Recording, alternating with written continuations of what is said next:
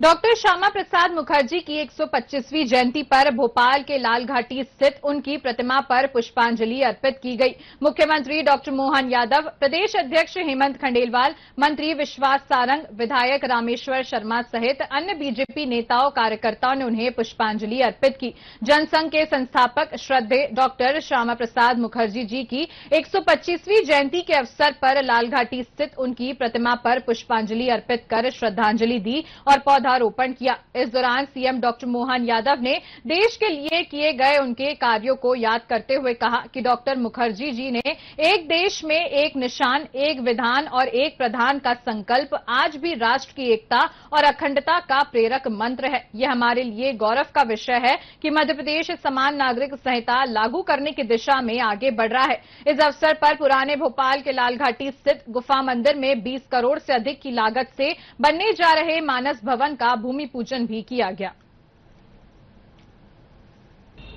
आज ऐसे व्यक्तित्व को हम स्मरण कर रहे हैं जिसको 20वीं शताब्दी में बहुत अलग अलग प्रकार से उनकी क्षमता, योग्यता, बुद्धिमत्ता, उनकी कार्यशीलता, उनकी प्रतिबद्धता और उनके बलिदान के कारण जाना जाता है। एक शिक्षाविद, एक चिंतक, सांसद, दूरदर्शी नेता, अद्भुत वक्ता, कुशल संगठनकर्ता और भविष्य की दृष्टि से आने वाली चुनौतियों को, भविष्य के संबंध में आने वाले परेशानियों को पूर्वानुमान लगाते हुए जो अपने जीवन में उन सारी बातों को देख समझकर केवल सोच के नहीं छोड़ देते, बल्कि पीछे पड़ करके उन समस्या से सबके बीच ला करके उन्होंने अपने उस जीवन को भी धन्य किया और भारत माता की कोख से जन्म लेने का अपना जन्म भी सिद्ध किया। मैं आज के इस अवसर पर डॉक्टर मुखर्जी के उस अद्वितीय योगदान को स्मरण करूंगा। पूरे देश के अंदर भारतीय जनता पार्टी आज वो 125वीं जयंती मनाते हुए 15 दिन के पखवाड़े में अलग अलग प्रकार के कार्यक्रमों को जोड़कर चल रही है। जब हम डॉक्टर मुखर्जी को याद करते हैं तो हमारे लिए सौभाग्य की बात है। मध्य प्रदेश भी वो गौरवशाली में शामिल हो रहा है। जिस बात को डॉक्टर मुखर्जी ने अपने आजादी के समय बनने वाले संविधान के अंदर कमी को परिलक्षित करते हुए कहा था कि एक देश में एक निशान, एक प्रधान, एक विधान चलना चाहिए। मध्य प्रदेश भी इसी महीने समान नागरिक संहिता ला करके कॉमन सिविल कोड की तरफ चल रहा है। एक देश, एक विधान, एक निशान, एक प्रधान। आज इतना बड़ा राज्य मध्य प्रदेश यशस्वी प्रधानमंत्री के नेतृत्व में क्रमशः चरणबद्ध रूप से सभी वो सब करने जा रहा है जो देश के लिए जरूरी है। जोरदार अभिनंदन यशस्वी प्रधानमंत्री नरेंद्र मोदी का करे, जिनके नेतृत्व में उत्तरोत्तर उन्नति की करते हुए भारत अपनी दुनिया में एक विशेष पहचान बना रहा है। डॉक्टर मुखर्जी के उस उदात्त विचार को लेकर के जब हम औद्योगिकरण की तरफ आगे बढ़ रहे हैं, हर वर्ग के जीवन में कल्याण की तरफ बढ़ रहे हैं, हर आदमी के सुख की कल्पना करते हुए डॉक्टर मुखर्जी आगे जाकर के जिस प्रकार से भारत की कल्पना करते थे, सर्वांगीण विकास की कल्पना, इसीलिए मैं आज माननीय अध्यक्ष जी और मंच को बधाई देना चाहूंगा। मध्य प्रदेश ने पहली बार डिफेंस के सेक्टर में कल भी स्वर्णिम इतिहास लिखा है। यह हमारे लिए सौभाग्य की बात है।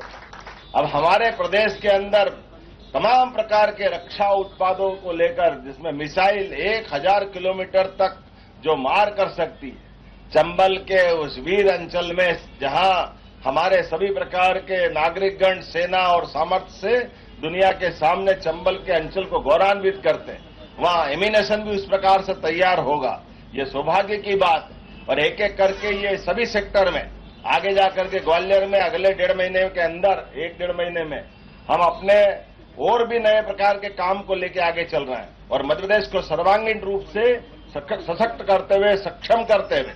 इसलिए जब आज मैं यहां से निकलूंगा तो डॉक्टर मुखर्जी की जयंती को सार्थक करते हुए सीतागढ़ी में भी एक बहुत बड़ा इंडस्ट्रियल पार्क, सतगढ़ी में बड़ा इंडस्ट्रियल पार्क, रोजगार के लिए जहां रहना, खाना, आराम करना, रोजगार पाना, समग्र रूप से भोपाल बदलते समय में एक अलग प्रकार की आर्थिक समृद्धशाली राजधानी बदलने के लिए जा रहा है। ऐसे में हमने तय किया कि डॉक्टर मुखर्जी से की जयंती से बढ़कर कौन सा दिन हो सकता है। मैं माननीय अध्यक्ष जी को बताना चाहूंगा, हमारे यहाँ पे कन्वेंशन सेंटर पूरे मैं समझता हूं मध्य प्रदेश का सबसे बड़ा इतना बड़ा कन्वेंशन सेंटर अगर कहीं बनेगा तो भोपाल में बनेगा, जिसमें सभी प्रकार के आयोजनों को लेकर हमारे लिए भारत मंडपम का आदर्श उदाहरण सामने है। यशस्वी प्रधानमंत्री के नेतृत्व में देश भर में अब तमाम प्रकार के दुनिया भर के अतिथि आते हैं और सहजता से सारे कार्यक्रम संपन्न होते हैं। ऐसे में विचार विमर्श के लिए, अच्छे कार्यक्रमों के संकल्प के लिए, सभी प्रकार की व्यवस्थाओं के लिए हम कुशाभाऊ ठाकरे सभागार के पास भी कन्वेंशन सेंटर बना रहे हैं, लेकिन ये 5,000 क्षमता का रहेगा, लेकिन ये 10 से 15,000 की क्षमता का नया कन्वेंशन सेंटर। और रोजगार के लिए आज मुझे इस बात की भी प्रसन्नता है, पूरे देश के अंदर मध्य प्रदेश वो स्थान है जहां सबसे कम बेरोजगार की दर रही है। ये हमारे अपने राज्य के अंदर की इन व्यवस्थाओं का परिणाम, जिसमें धीरे धीरे करके एक एक करके हर एक क्षेत्र में मध्य प्रदेश आगे बढ़ रहा है। आइए हम सब डॉक्टर मुखर्जी की जयंती के अवसर पर फिर एक बार संकल्प करें, हमारी राजनीति सभी सर्वांगीण विकास के साथ सबके जीवन में सुख, आनंद, वैभव की वृद्धि हो, सबके जीवन से कष्ट मिटे, सब आगे बढ़े और हमारे अपने देश के उदात्त विचार को लेके सर्वे भवन्तु सुखिनः, सर्वे सन्तु निरामया, दुनिया के अंदर इस उदार भाव, वैदिक भाव को लेके जाए। इसी भावना के आधार पर मैं जिला अध्यक्ष रविंद्र यति जी और उनके सारे पदाधिकारियों को बधाई देना चाहूंगा, जिन्होंने ये सुबह सवेरे भी हमारा नित्य का अपना इस क्रम को भी बना के रखा है। और बदलते दौर में भोपाल आज जो नया इतिहास बनाएगा उसकी भी आपको बधाई देना चाहूंगा। और बहुत जल्दी जबलपुर और ग्वालियर भी मेट्रोपॉलिटन सिटी की तरफ बढ़ेंगे। मेरी अपनी ओर से एक बार फिर सबका आभार, बहुत बहुत धन्यवाद। डॉक्टर मुखर्जी अमर रहे, डॉक्टर मुखर्जी अमर रहे, भारत माता की, भारतीय जनता पार्टी जिंदाबाद, भारतीय जनता पार्टी जिंदाबाद, बहुत बहुत धन्यवाद जी। हमारे विधायक रामेश्वर जी, महापौर हमारी मालती राय जी, जिला अध्यक्ष जी रविंद्र यति जी सहित यहाँ सभी हमारे कार्यकर्ता आज इस पुष्पांजलि के कार्यक्रम में यहाँ उपस्थित है। श्यामा प्रसाद मुखर्जी एक ऐसा व्यक्तित्व था जिन्होंने भारत के इतिहास में आजादी के बाद इस देश में 2 विधान 2 प्रधान का सबसे पहले विरोध किया। आज उन्हीं की सोच थी कि ये देश अखंड रहे, एक रहे और उसी सोच को प्रधानमंत्री मोदी ने साकार करने का काम किया। आज जो सपना श्यामा प्रसाद मुखर्जी ने देखा था उसे हम सब मिलके पूरा करने का काम कर रहे हैं। उन्होंने जो संगठन की हमारे नींव रखी थी और जो विचारधारा, जो कार्यपद्धति उन्होंने विकसित की थी, आज भी हम उसी विचारधारा पे आधारित है, उसी विचारधारा के अनुरूप एक एक कार्यकर्ता काम कर रहा है।